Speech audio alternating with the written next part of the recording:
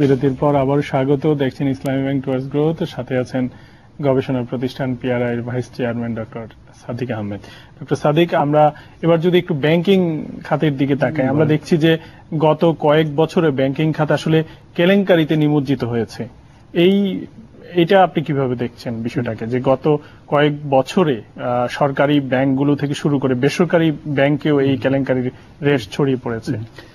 কেলেঙ্কারি কিন্তু আগেও ছিল, আগে হয়তো অতটা, এখন আমাদের মিডিয়া অনেক বেশি ইনফরমেশন অনেক বেশি পাওয়া যায় এবং এটা এক্সপোজ হচ্ছে, উইচ ইজ ভেরি গুড, এটা আমি স্বাগতম জানাই।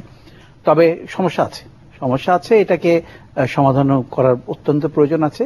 এটা দুই ধরনের আছে, একটা হচ্ছে প্রাইভেট ব্যাংকিং এর যেটা কথা বললেন, প্রাইভেট ব্যাংকিং এ অবভিয়াসলি বাংলাদেশ ব্যাংকের দায়িত্ব সুপারভিশন আরো জোরদার করা, এবং যেখানে মনে হচ্ছে যে কোনো অসুবিধা আছে সেগুলো নিয়ে বাংলাদেশ ব্যাংকের কিন্তু যথেষ্ট বোর্ডের, আমি নিজেও একটা বোর্ডের মেম্বার, আমাদের যথেষ্ট ক্ষমতা আছে এটাকে সুপারভাইজ করা, এবং আমরা যদি না করতে পারি তাহলে আমাদের এটা ফেলিয়ার বলবো। পাবলিক ব্যাংকে একটু সমস্যাটা ডিফারেন্ট। পাবলিক ব্যাংকে যেগুলো হয়েছে, হলমার্কের কথা বলা হয়, আপনার বেসিক ব্যাংকের কথা বলা, এইগুলো তো এটা তো ফাইন্যান্স মিনিস্ট্রির ওনাদের আওতায় আছেন। ওনাদের যেটা হবে, আমি মনে করি এর সবকিছু কিন্তু বাংলাদেশ ব্যাংকের হাতে দিয়ে দেওয়া উচিত, কারণ রেগুলেটর তো তারা। রেগুলেটর একটা প্রাইভেট ব্যাংকের জন্য একটা রেগুলেটর, পাবলিক ব্যাংকের একটা, এটা তো হবে না।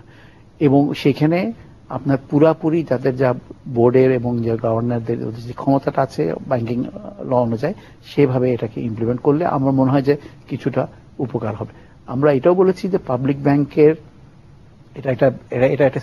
এটা একটা কি বলা যেতে পারে, সিস্টেমিক প্রবলেম আছে। সিস্টেমিক প্রবলেম হচ্ছে যে যেহেতু এখানে ওনারশিপ গভর্নমেন্টের, তারা মনে করে যে ঠিক আছে পয়সা চলে গেলে আবার বাজেট থেকে এটা পূরণ হবে। সেটা হচ্ছে, বাজেট থেকে তো গত বছর 41,000 কোটি টাকা দেওয়া হয়েছে, এবছর 5,000। এটা তো ঠিক না, ট্যাক্স পেয়ারের পয়সা একজন চুরি করে নিয়ে যাচ্ছে, আবার ট্যাক্স পেয়ারের পয়সা এখানে দিয়ে দেয়। এটা বন্ধ করার। আপনি বলছিলেন কি বাংলাদেশ ব্যাংক যথেষ্ট স্বাধীন নয় এই কাজে? পাবলিক ব্যাংকের তো ওদের সুপারভিশনের লুজ সুপারভিশন, কিন্তু তাদের যে ক্ষমতা বোর্ডকে ডিসলভ করা কিংবা এটা আপনার তো অভিজ্ঞতা আছে, আপনি পাকিস্তানে যখন বিশ্ব ব্যাংকের কান্ট্রি ম্যানেজার ডাইরেক্টর ছিলেন, তখন কিন্তু আপনি পাকিস্তান সেন্ট্রাল ব্যাংকের স্বাধীনতার জন্য কাজ করেছেন। সেইটার অভিজ্ঞতার আলোকে যদি বলতেন যে বাংলাদেশে পাকিস্তানও এরকম খুব সিরিয়াস সমস্যা ছিল, কারাপশন এই করার। তখন আমরা বললাম যে ঠিক আছে পলিটিক্যাল ইন্টারভেনশন ব্যাংকে, তখন আমরা বললাম, তখন ওয়ার্ল্ড ব্যাংকের ডাইরেক্টর ছিলাম, আমি ওখানে ডাইরেক্টর ছিলাম, তখন আমরা বললাম যে ঠিক আছে পাকিস্তানের একটা বাজেট ওই সাপোর্ট চেয়েছিল, আমরা ব্যাংকিং সেক্টরের জন্য একটা লোন দিব এবং $200 মিলিয়ন। সেইখানে আমরা বললাম গভর্নর, একটা রিফর্ম মাইন্ডেড গভর্নর, যে তাহলে ওই ইনস্টিটিউশনটা শক্ত করার জন্য একটা ওনাদেরকে গভর্নমেন্ট একটা ব্যাংকিং ইন্ডিপেন্ডেন্স ল একটা পাস করলো।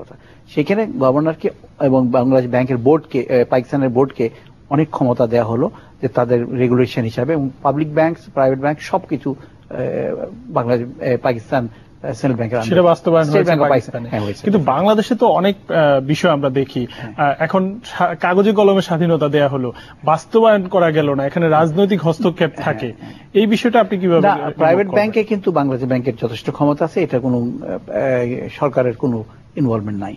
এই প্রাইভেট ব্যাংকে যদি ফেলিয়ার হয় তাহলে সেন্ট্রাল ব্যাংকেরই দায়িত্ব, বাংলাদেশ ব্যাংকের দায়িত্ব এটা, এবং সেখানে সুপারভিশন তাহলে উইক, এটা আমাদের বোর্ডেরও দায়িত্ব নিতে হবে, তাদের হয়তো তারা তৎপরতা অতটা নাই। আমার প্রশ্ন হচ্ছে, সমস্যা হচ্ছে পাবলিক ব্যাংকের উপরে একই রুল অ্যাপ্লাই করা উচিত, তাদের লোন অ্যাডিকুয়েসি রেশিও সব কিন্তু একই হওয়া উচিত, কারণ দুটোই তো একই। হচ্ছে না কেন আসলে? এইটা সেখানে একটা, এখন সরকারের বাধা কোথায়? এটা না, বাধা এখন আর হয়তো থাকবে না, ইদানিং বেশ কিছু অ্যাকশন নেওয়া হয়েছে। তা আমি মনে করি যে পুরাপুরি ভাবে এই দায়িত্বটা সেন্ট্রাল ব্যাংকে দিয়ে দেয়, বাংলাদেশ ব্যাংকে দিয়ে দিলে, যে এখানে সরকার একটা ওনার, ঠিক আছে, কিন্তু সরকারের পলিসিটা তারা দিতে পারেন, কিন্তু বোর্ডের পারফরমেন্স, বোর্ডের দায়িত্বটা তো বোর্ডকে নিতে হবে। সেন্ট্রাল ব্যাংক তো সার্ভিলেন্স করে, আমরা দেখি যে পরবর্তীতে ধরা পড়ে, কিন্তু ঘটনা যখন ঘটছে ওই সময়টা কেন আমরা ধরতে পারছি? এটা ভালো প্রশ্ন করেছেন। আমরা বোর্ডের সুপারভিশন ডিভিশনকে, ডিপার্টমেন্ট বলেছি, ওনারা বলেছেন যে ওনাদেরকে অনেক সময় সুপারভিশন করতে দেওয়া হয় না, যেহেতু পাবলিক ব্যাংক এই সময়। এই জন্য আমি জানি না এটা কোনটা ফ্যাকচুয়ালি কারেক্ট। আমি একটু অন্য প্রশ্নতে যাচ্ছি, সেটা হচ্ছে যে এইখানে রুলস, রেগুলেশনস, প্রুডেন্সিয়াল নর্ম এক ধরনের হওয়া উচিত। মানে যদি সুপারভাইজার অথরিটি সেন্ট্রাল ব্যাংকেরই থাকে, পাবলিক হোক প্রাইভেট হোক, সব একই সিমিলার রুলস রেগুলেশন হওয়া উচিত। তারপর হবে কি, যখন যদি পারফরমেন্স না হয় তখন দায়িত্বটা পুরোপুরি ভাবে সেন্ট্রাল ব্যাংকের উপরে পড়বে। এখন তো যেহেতু তাদের পাবলিক ব্যাংকের উপরে সে ধরনের ক্ষমতা নাই, তো তারা তখন এই ধরনের উদাহরণ দিচ্ছে।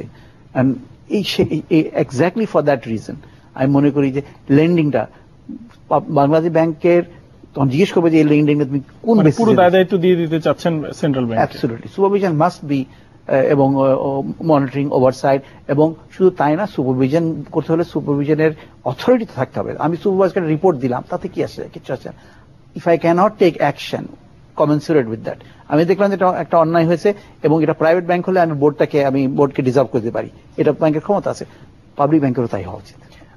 আপনি জানেন যে ব্যাংকগুলোতে আসলে অতিরিক্ত তারল্য রয়েছে এবং বিনিয়োগ মন্দার কারণে যেটা হয়েছে, একদিকে তারল্য রয়েছে, অন্যদিকে আমানতের সুদের হার কমানো হচ্ছে, রিসেন্টলি কমে আসছে। তো বিনিয়োগের জন্য তো আসলে সুদের হার, যেটা ঋণের সুদের হারও কমাতে হবে। তো এই বিষয়গুলো হচ্ছে না কেন আসলে? মানে কিছুটা কার দুর্বলতা? এরা বলি আপনি কিছুটা কমে এসছে এভারেজ। এখন আপনার স্প্রেডটা দুটো দিক আছে। একটা হচ্ছে যে এভারেজ বরোইং কস্ট কমে এসছে, কারণ 8%, 8.5% মতন, আর লেন্ডিং রেট এভারেজটা 13। কিছু কিছু ভ্যারিয়েশন আছে, স্প্রেডটা থেকে গেছে ঠিক 5%। স্প্রেডটা আরো কমে কেন থাকছে, এটা নিয়ে একটু আরো গবেষণা করা উচিত। অনেকে বলেন যে আমাদের নন পারফর্মিং পোর্টফোলিও থাকার কারণে এটা হচ্ছে, কিন্তু এটা মনে করি যে কিছুটা বোধহয় একটু বলতে পারেন যে ওই ব্যাংকারদের নিজেদের একটা ক্লাব আছে এবং সেখানে তারা বললেন যে এর নিচে নামানো যাবে না, কিছুটা অলিগোপলিক বিহেভিয়ার আছে, ডেফিনেটলি আছে। আমি মনে করি ডেফিনেটলি আছে। ওভার টাইম এটা ঠিক হওয়া উচিত। আপনি জানেন যে বিশ্ব বাজারে পেট্রোলিয়ামের দাম কমে আসছে এবং এটা $78 মধ্যে চলে এসেছে ব্যারেল। বাংলাদেশে কিন্তু কমে আসেনি। বাংলাদেশে কিন্তু যে প্রাইসে পেট্রোলিয়াম মানে জ্বালানি তেল বিক্রি হচ্ছে সেভাবে আছে। তো আমরা জানি যে জ্বালানির উপরে অনেক কিছু ডিপেন্ড করে, বিশেষ করে মূল্যস্ফীতি ওঠানামা করে। তো আমরা সরকার তো এইদিকে কোনো অ্যাডজাস্টমেন্ট করছে না। আপনার কি মনে হয় অ্যাডজাস্টমেন্ট করা উচিত? তবে একটা ব্যাপার আছে যে এটা কত টাকা টেম্পোরারি কি আপনার পার্মানেন্ট, এটা দেখতে হবে। কেন হঠাৎ করে এটা তো বাড়া কমা করে, এটার একটা মানে হঠাৎ করে কমিয়ে দিল, তারপর আবার গভর্নমেন্টের সাবসিডি বেড়ে যাবে। তো এটার অ্যাবসলিউটলি রাইট, যখন দাম বাড়লে যখন বাড়ানো যাবে, কমলে কমানো যাবে, এই মেকানিজমটা হওয়া উচিত। এটাকে আরেকটু বোধহয় পেট্রোলিয়াম কর্পোরেশনের চেষ্টা করার দরকার আছে, কিন্তু তাদের একটু অবজার্ভ করতে হবে। এক মাসে ট্রেন্ড দেখে কমিয়ে দিলে আবার তখন তাদেরকে, কেন আমি জানি আমেরিকাতে ইনস্ট্যান্টেনিয়াস হয়, 3-4-5 দিনের ভিতরে হয়ে যায়, কিন্তু এখানে আমাদের ওই ধরনের টেকনোলজিকে মেকানিজমটা এখনো নেই। তবে আই ফুলি এগ্রি, দাম কমলে ডেফিনেটলি দাম কমানো উচিত, কিন্তু এখনো যেহেতু সাবসিডি অনেক হয়, আপনি জানেন ক্রস সাবসিডি হচ্ছে, পেট্রোলের উপরে বাংলাদেশেও ট্যাক্স বসাচ্ছে, ডিজেলের উপরে আপনার অনেক সাবসিডি আছে। তো সেই জন্য এটা একটা সুযোগ হবে, যদি এটা পার্মানেন্টলি একটা মনে হয় প্রাইস করা, তাহলে ওই কিছুটা আপনার ওখানে অকটেনের দাম কমানো যায়, ডিজেলের দাম অ্যাডজাস্ট করে একই। ডক্টর জাহিদ, আমরা অল্প কথায় যদি আমরা জাস্ট একটা বিষয় দিয়ে শেষ করতে চাই যে পোশাক খাতে কিন্তু একটা অনেক বড় ধরনের চ্যালেঞ্জের মুখে আছে। গত কয়েক মাসে কিন্তু রপ্তানি প্রবৃদ্ধি নেগেটিভ। এইটা আসলে কেন হচ্ছে এবং এটা থেকে উত্তরণের উপায় কি, যদি অল্প কথায় বলেন আমরা শেষ করবো।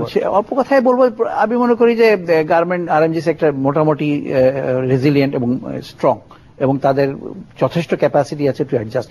কিছুটা এই 3 মাসের কথা বলেছেন, এটা আমরাও দেখেছি।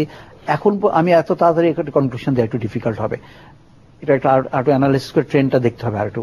তবে এটা ঠিক যে আপনার অ্যাডজাস্টমেন্ট দরকার আছে, কিন্তু আমার মনে হয়, আমার একটা ধারণা যে লং টার্ম পারফরমেন্স যদি দেখি গার্মেন্ট সেক্টরে, তাদের যথেষ্ট রেজিলিয়েন্স আছে তারা, এবং দে আর ভেরি গুড বিজনেস, তারা পারবে। ডক্টর জাহিদ, ডক্টর সাদিক, আপনাকে অসংখ্য ধন্যবাদ আমাদের সাথে যোগ দেওয়ার জন্য। আমরা আপনার মতো আশাবাদী হতে চাই।